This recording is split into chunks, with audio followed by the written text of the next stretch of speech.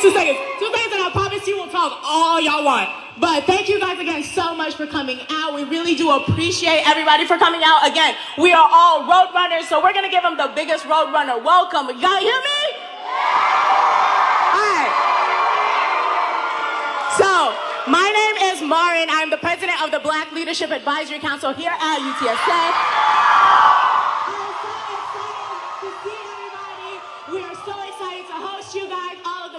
Are so excited to see you guys, but I'm gonna shut up and let the man of the hour speak. We get it up for our next.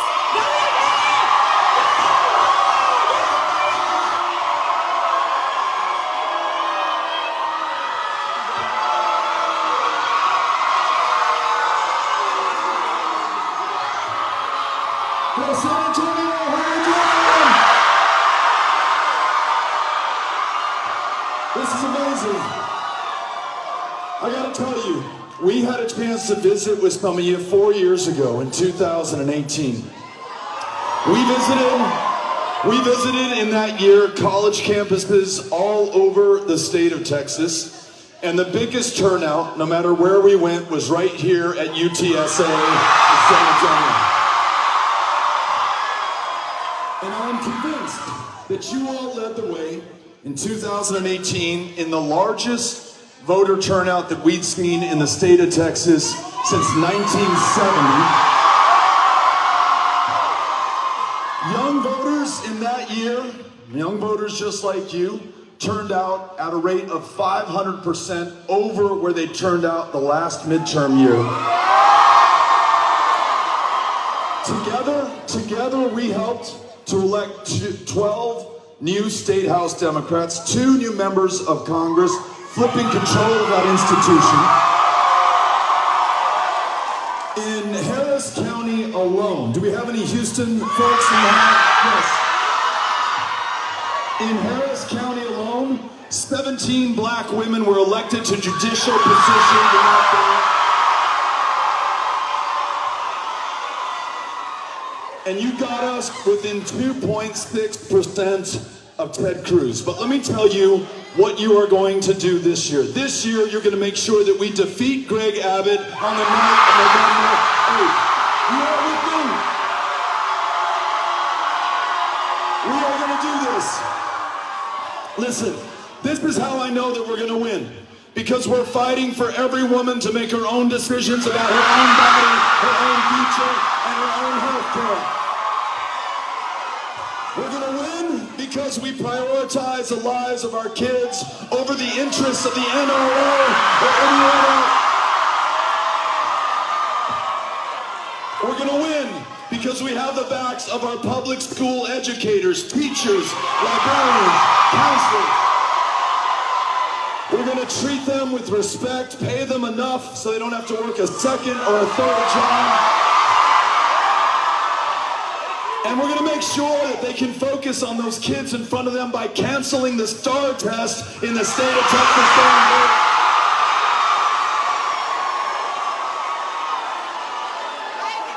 And you know what we're going to do? We're going to make sure that we get this democracy back. Nowhere in the country today is the right to vote under greater attack than it is right now here in the state of Texas. We make it so hard. We make it so hard on so many of our fellow Texans to be able to choose those who will serve them, represent them in positions of power and in public trust. And I'll show you. In this state, 750 polling places have been closed down, twice the number of the next closest state. Most of those closures have taken place in the fastest growing black and brown neighborhoods in the state of Texas. In this state, somehow we've come to the point where we allow members of Congress to choose their voters instead of the other way around. And it is a racial gerrymander that has drawn black and brown voters out of their districts to minimize their power.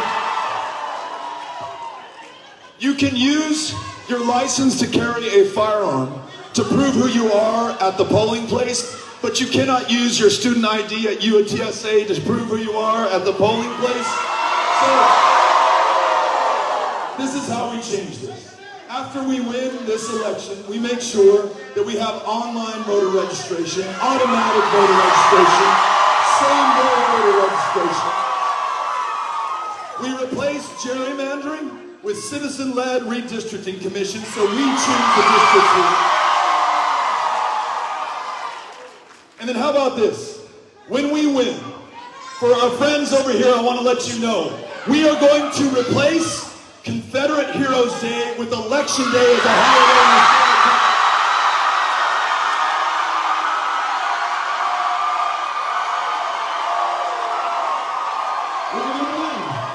We are going to win because we are doing this together by and for our fellow Texans. We don't care, no me importa, if you're a Republican, if you're a Democrat, if you're an independent. I just want to make sure that we can do better by and for one another. And then there's this. There's this.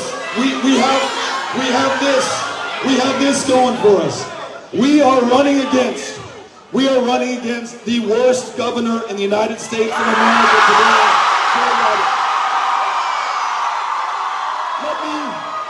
Let me give it to you by the numbers. It has been 1 month since the most extreme abortion ban in the country went into law right here in the state of Texas.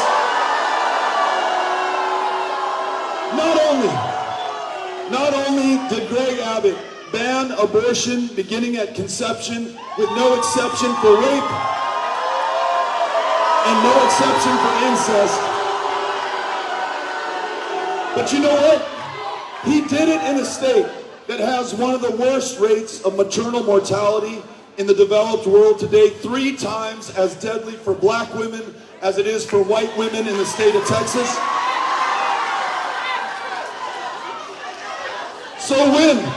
So when we defeat him, not only do we restore protection for the right to privacy, to make your own personal, private, sometimes painful decisions on your own, but we are going to fully fund maternal health care in the state of Texas to fight for every single woman in this state. It has been nearly 18 weeks since 19 children and their 2 beautiful teachers were slaughtered in their very classroom in Uvalde, Texas. 18 weeks, and this governor has not done a single thing to make sure. Not done a single thing to make sure that our brothers and sisters in those classrooms across Texas do not meet the same fate as those children in Uvalde, even though we know the answers are in front of us, whether that's a universal background check, red flag laws, or at a minimum, raising the age of purchase to at least 21 when we win. When we win this race, we're going to defend the Second Amendment and do a better job of protecting the lives of our children in those classrooms. It has been 18 months since in the energy capital of the world, the guy in power could not keep the power going to the people of this state. Right here in San Antonio, you went without light, you went without heat, you went without water because it was frozen in your pipes. It did $10 billion of damage to the people's homes and apartments of this state. And here's the kicker and the killer. 700 of our fellow Texans lost their lives, froze to death in their beds, burned up in their apartments as their parents set fire to their furniture to try to keep warm, died of carbon monoxide inhalation in their garages, trying to stay alive at a time that they could not count on those in power to do that for them. $11 billion was taken from us while we were freezing in our homes. Those energy traders, those pipeline CEOs made that much in profit because our governor pegged the price of electricity at its highest allowable rate. And to add insult to injury, we are all now paying higher utility bills as a result. And the grid is still not fixed. So here's what we do. When we win, not only will we weatherize and winterize every part of the grid, we're going to connect ERCOT to the national grid so that we can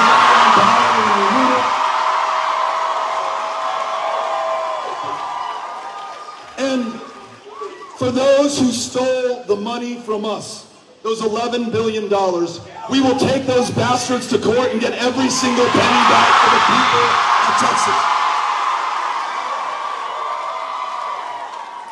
And then the last number I'm going to give you, 8 years. 8 years that this guy has been in the highest office of the land. He's been warned about so many problems, has not done a single thing about it. Now, I've mentioned the maternal mortality crisis. I've mentioned the epidemic of gun violence, and it's not just these mass shootings. So many young people in this state die every single day through gun violence, so numbingly common that their names never make the newspaper.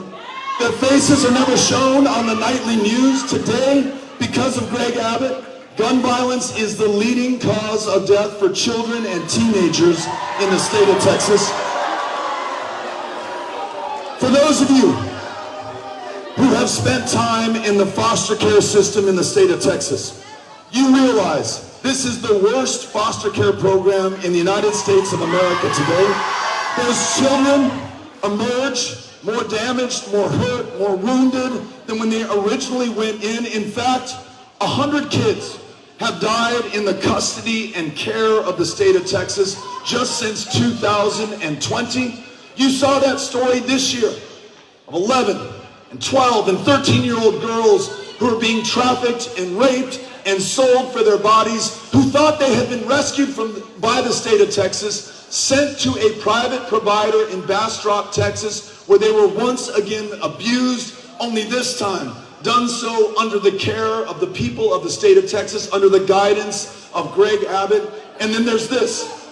In a country that puts more of its own people behind bars than any other country on the planet, this state puts more of its own behind bars than any other state in the union. And they are disproportionately black and brown, and they're doing time. They're doing time for nonviolent drug offenses. And I'll tell you what, even though Texans of all races and ethnicities use marijuana at the same rate, disproportionately, black and brown Texans are stopped, they are frisked, they are incarcerated, they are forced to check a box on every employment application going forward. That is why when we win, we're legalizing marijuana in the state of Texas.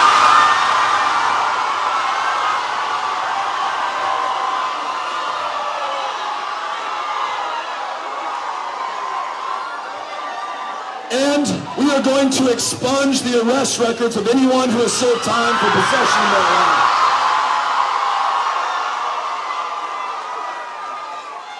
But if we're going to do this, we're going to need every single one of us doing all we can with what we have, where we are right now at this moment. And that means you find someone in this crowd who's wearing these reflective yellow jerseys. If you all can raise your hands, they've got clipboards. And on these clipboards are opportunities to sign up to meet the people in this community who could vote, but probably won't unless someone invites them to do so.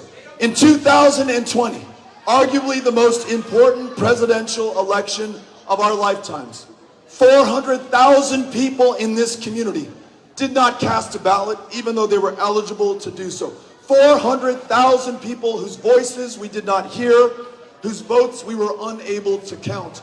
The only way that we bring them in is by going to where they are, and many of them are on this campus here at UTSA. So let me hear it if you're willing to do the work to make sure that we turn them out at the end of this race.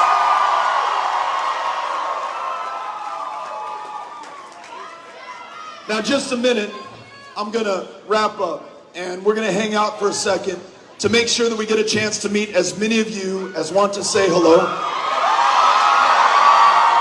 We want to make sure that we take some pictures so that we can prove that we were here and encourage our friends to join us in this. But this is the last thing that I want to leave you with. Thank you for that. Nowhere else I'd rather spend my 50th birthday than right here in San Antonio with you. Here's what I want to leave you with. Listen, we've described the tough times that so many of our fellow Texans are going through right now. A grid that doesn't work, an attack on women that is unprecedented over the last 50 years, this gun violence that is claiming the lives of our children and the people in our communities at a frightening rate on a daily basis. But against all of that is all of us. And here's what I say.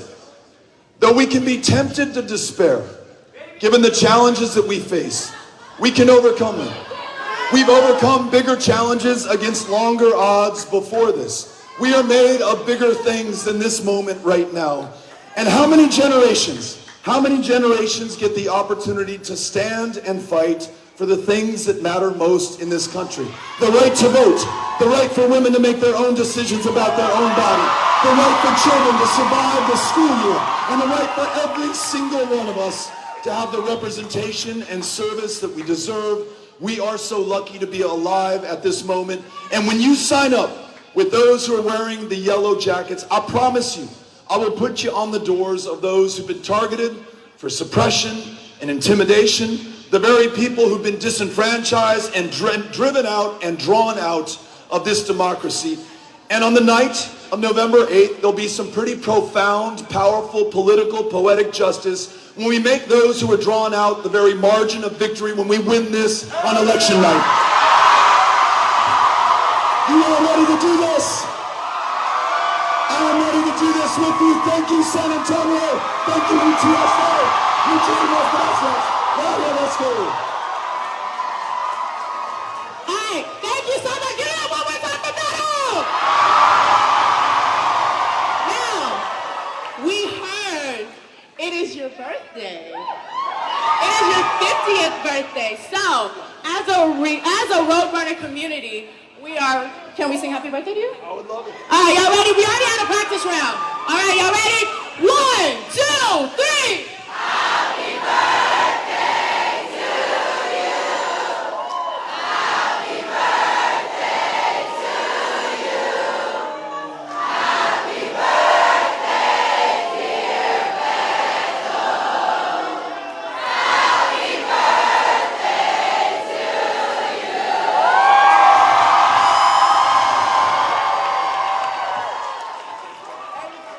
Thank you so much. I'm going to turn it over to Ellen.